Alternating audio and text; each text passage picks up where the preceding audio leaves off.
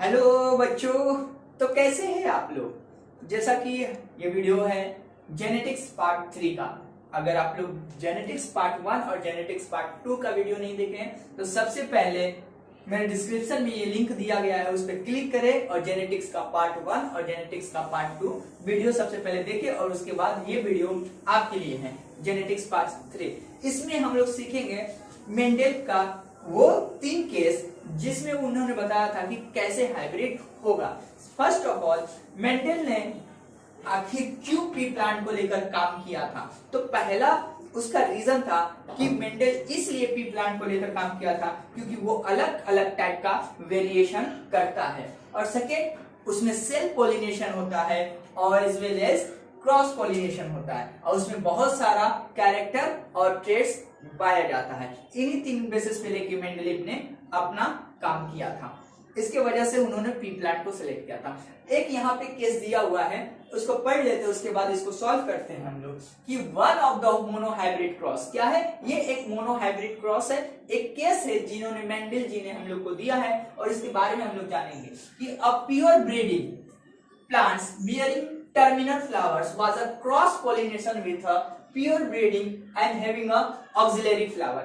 कहने का मतलब है अगर टर्मिनल फ्लावर ऑक्सिलरी फ्लावर के साथ हाइब्रिड करता है या पॉलिनेशन करता है तो उसका जो न्यू प्लांट होगा वो क्या होगा। अब हम लोग क्रॉस से सीखते हैं, बिना किसी डिले किए हुए या बिना किसी डैश से फिलअप कर लेना किए हुए स्टार्ट करते हैं।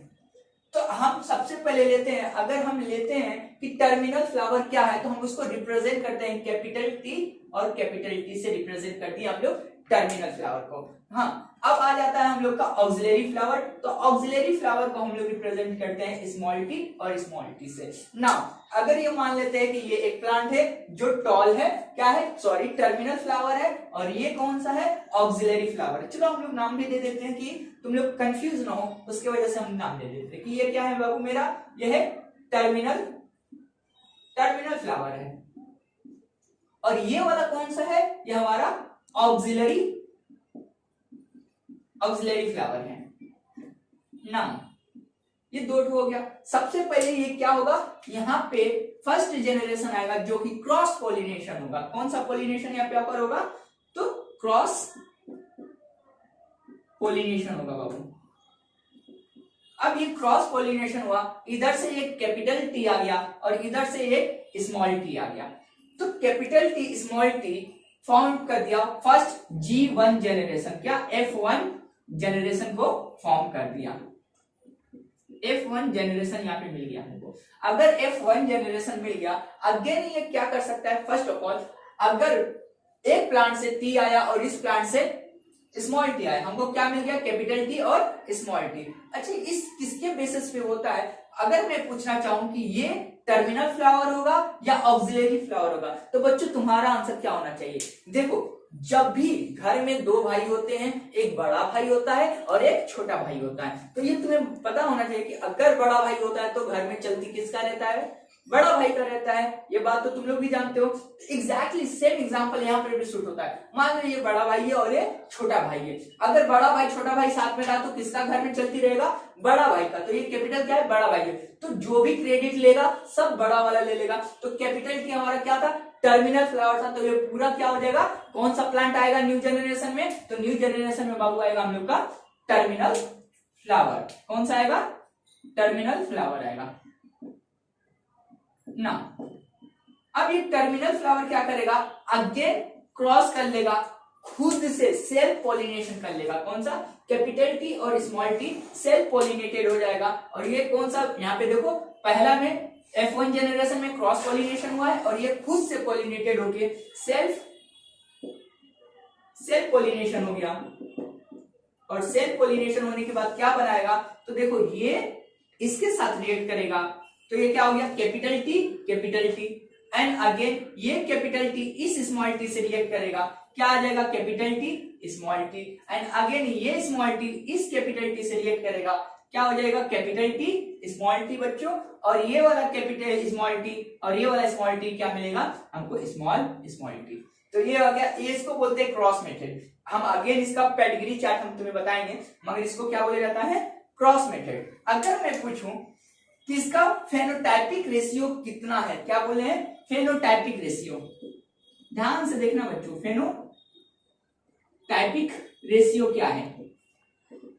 तो जो रेशियो हमको विजिबल कितने में कैपिटल टी है 3 में, तो फैन कितना बड़ा होगा। हम पूछे कि इसमें टर्मिनल फ्लावर कितना है, तो मैं तो जाहिर सी बात है जिस में कैपिटल टी है वो हमारा कौन सा है टर्मिनल फ्लावर है। तो कैपिटल टी जिसमें हमको विजिबल दिख रहा है कि बड़ा कौन सा है और ऑक्सिलरी कौन सा है, तो हमें तो 3 ठो मिल गया। तो फेनोटाइपिक रेशियो क्या होगा 3:1। ऑक्सिलरी कितना था 1 और टर्मिनल कितना था 3 ठो, तो हम लिख दिए 3:1 हमको रेशियो मिल गया। जो विजिबल रेशियो है हमको जो दिख रहा था हमको बता दिए। अब आता है जेनोटाइपिक रेशियो। तो जेनोटाइपिक रेशियो जिसमें जीन के ऊपर, जीन के बेसिस पे, जीन के फीचर के ऊपर हम लोग खोजते हैं। इधर देखो ये दोनों एक जैसा है तो कितना है 1 है। तो हम पहले लिख देते हैं कि जेनोटाइपिक रेशियो।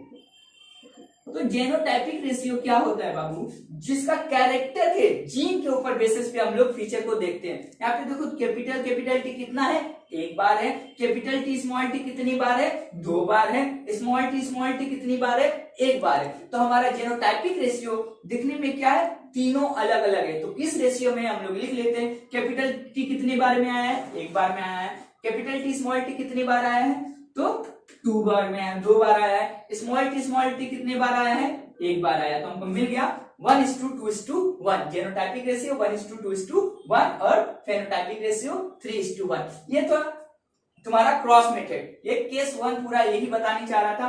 एक शॉर्ट फॉर्म में हम इसका पेडिग्री चार्ट बनवा दे रहे हैं ताकि तुम लोग को इसमें कोई डाउट ना हो ये कैसा है। तो इसको बोलते हैं पेडिग्री चार्ट। Pedigree chart. अब पेडिग्री चार्ट कैसे बनता है, सबसे पहले हम लोग इधर ले लेते हैं capital T small T and again यहां पे लिख देते हैं कैपिटल टी स्मॉल टी। तो देखो हम बच्चों हम लोग क्या फॉर्म करेंगे, यहां से कैपिटल टी मल्टीप्लाई होगा कैपिटल टी आ जाएगा, capital T small T multiply होगा कैपिटल टी स्मॉल टी आ जाएगा, capital small T capital T multiply होगा क्या आ जाएगा capital T small T multiply होगा क्या आ जाएगा स्मॉल टी। देखो तो ये पूरा यही वाला प्रोसेस आ गया और इसी प्रोसेस को हम लोग बोलते हैं पेडिग्री चार्ट। तो बच्चों ये था केस 1। इसी तरह सेम प्रोसेस से केस 2 है और इसी तरह सेम प्रोसेस से केस 3 है। तो वो तुम लोग खुद से प्रैक्टिस करना बच्चों। और ये था जेनेटिक्स का पार्ट 3 जिसमें हम लोग पेडिग्री हम लोग ये सीख गए कि जेनेटिक्स पी प्लांट क्यों लिया था, मेंडल ने पी प्लांट क्यों लिया था वो भी हम बता चुके हैं वीडियो में और ये वाला चार्ट भी बता चुके हैं। एक और चीज है बच्चों जो हम बताना चाहते हैं कि मेंडल ने 3 लॉ दिया था और पहला था law of dominance, second law था उसका जैसे कि लॉज ऑफ सेग्रेशन और थर्ड लॉ था उसका लॉज ऑफ इंडिपेंडेंस एसोसिएशन। ये तीनों लॉ हम लोग नेक्स्ट वीडियो में बात करेंगे। तब तक के लिए एंजॉय करें और केस 1 केस 2 और इस क्रॉस मेथड पे आप काम करें ताकि एग्जाम से आपको डर न लगे। और इस टेबल से यकीन मानो 5 मार्क्स का क्वेश्चन आता है बोर्ड में, तो प्लीज दिल से तीनों केस को करें और एंजॉय करें। मंजिल उन्हीं को मिलती है, मंजिल उन्हीं को मिलती है जिनके सपनों में जान होती है। मंजिल उन्हीं को मिलती है जिनके सपनों में जान होती है।